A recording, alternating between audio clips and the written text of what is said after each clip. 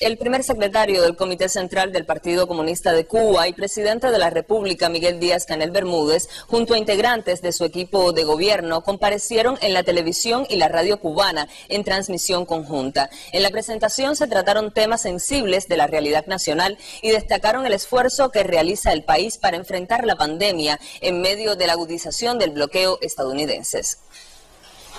Mediante preguntas de periodistas de diferentes medios, se fue puntualizando qué se hace en cada uno de los sectores que son atacados por el enemigo.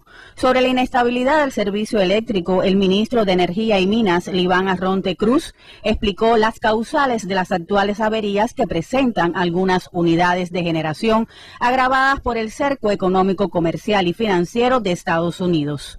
Las limitaciones financieras y de acceso a crédito que nosotros que ha tenido el país disponible para poder reparar las termoeléctricas ha estado muy marcado por el bloqueo. También tenemos muchas limitaciones con respecto al acceso de tecnología para poder reparar y tener las piezas de repuesto y los componentes para reparar todas las tecnologías que tenemos en la generación. Y también los problemas con el combustible que también se han venido denunciando sistemáticamente, es decir, todas las medidas contra los buques, contra las empresas que traen el combustible a nuestro país. Es decir, que ha sido un escenario extremadamente tenso en el que ha vivido el país en los últimos años. El presidente cubano recordó que en 2019, la aplicación del título 3 de la ley Helms-Burton, Cuba entraría en un periodo difícil con carencias económicas, lo que se explicó al pueblo. ¿Cuál fue la decisión del gobierno cubano? ¿Con qué perspectivas? ¿Cuáles fueron los conceptos que se defendieron? Bueno, ante todo, proteger la generación eléctrica para la población, incluso a costa de tener que parar o tener que ralentizar o disminuir la actividad económica del país.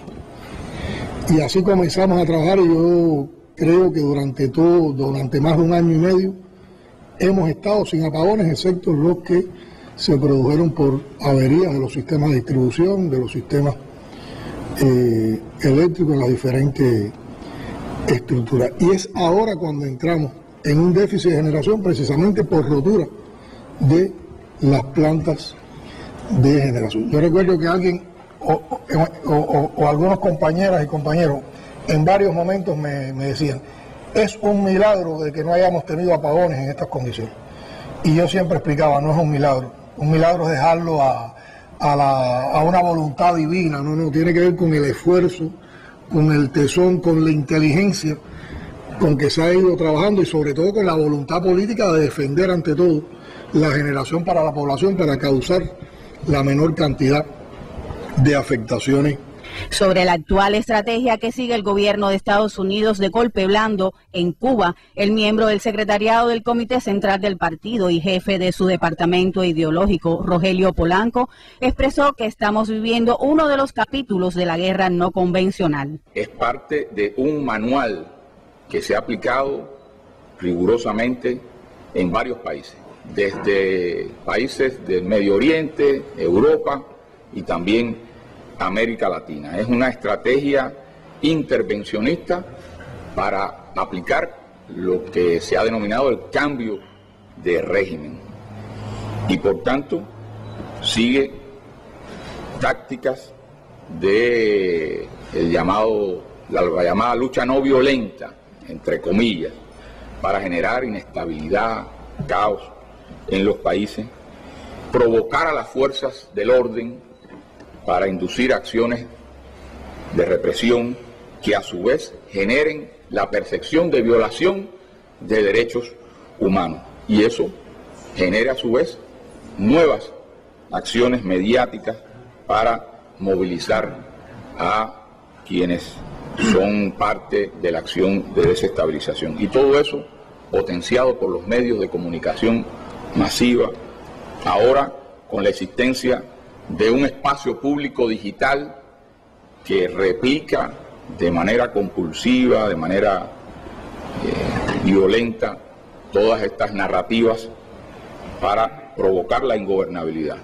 El jefe de Estado explicó el incremento que ha experimentado en las últimas semanas la campaña en redes sociales contra la Revolución Cubana, utilizando la sensibilidad humana en cuanto a los problemas e insuficiencias que vive la población en estos momentos.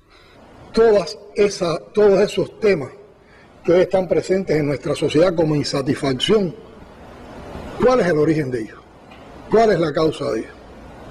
Es el bloqueo. Por lo tanto, esto es un discurso muy hipócrita, es un discurso de doble rasero, es un discurso de calumnia, es un discurso manipulador y es un discurso de mentira. Sobre el pico pandémico que atraviesa la nación, Díaz-Canel expresó que la COVID-19 constituyó un gran reto para Cuba en medio del recrudecimiento del bloqueo y la campaña de descrédito al gobierno y las brigadas médicas cubanas. Explicó que se elaboró un plan que unió varias fuerzas y hasta el momento ha funcionado, pero la circulación de cepas más contagiosas y agresivas agravó el panorama. Pero Cuba demoró más que nadie en entrar al pico pandémico como éxito de ese sistema, y este pico pandémico también lo vamos a sobrepasar. Lo que pasa es que el pico pandémico nos ha puesto en una situación diferente a como nosotros veníamos trabajando. ¿Cuáles fueron nuestros conceptos de trabajo en el enfrentamiento a lo que podemos llamar las primeras etapas de la enfermedad? Primer concepto, lo fundamental es la salud del pueblo, y todo se puso en función de la salud del pueblo. Nosotros en este mes, que es el mes que tenemos la mayor complicación hasta ahora, en el transcurso del mes estábamos en menos de 0,6 de letalidad. Y la letalidad acumulada que tiene Cuba es de 0,64. Nadie se acerca a esa letalidad, aquí todo el mundo está por encima de 1. Entonces, ¿hemos tenido resultados o no hemos tenido resultados? Cuba tiene 0,64. Las Américas tiene 2,64 de letalidad. Cuba tiene 0,64.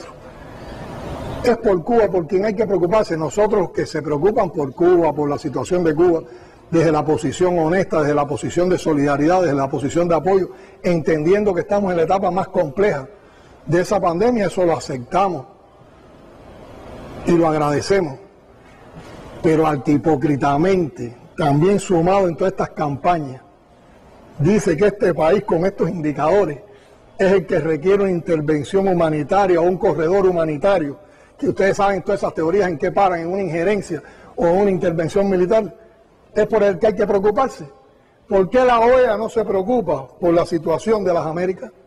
¿Cuáles son los pronunciamientos de la OEA con relación a la situación de las Américas?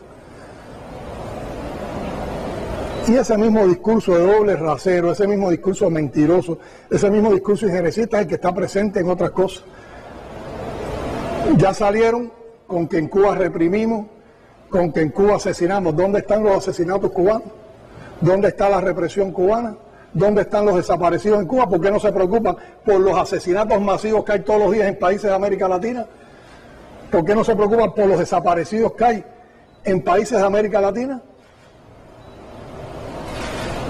Una vez más está demostrado, como lo definió el canciller de la dignidad, como lo definió el comandante en jefe, que la OEA también es uno de los instrumentos de toda esta política y que la OEA también empieza a jugar su papel en la guerra no convencional. Ha sido capacitada, entrenada también para jugar su papel en la guerra no convencional. Cuando la OEA ha planteado el rechazo al bloqueo a Cuba, cuando le ha exigido al gobierno, a la administración de los Estados Unidos que cese el bloqueo a Cuba, cuán preocupada está la OEA por lo que ese bloqueo, con todos estos elementos que estamos dando aquí, provoque las situaciones que estamos viendo en Cuba en medio de esta pandemia. Yo creo que los datos por sí solos desbaratan todas esas teorías hipócritas y mentirosas, calumniosas con las que nos tratan de agredir, y por eso nosotros estamos defendiendo la revolución, por eso estamos defendiendo nuestros principios y por eso estamos actuando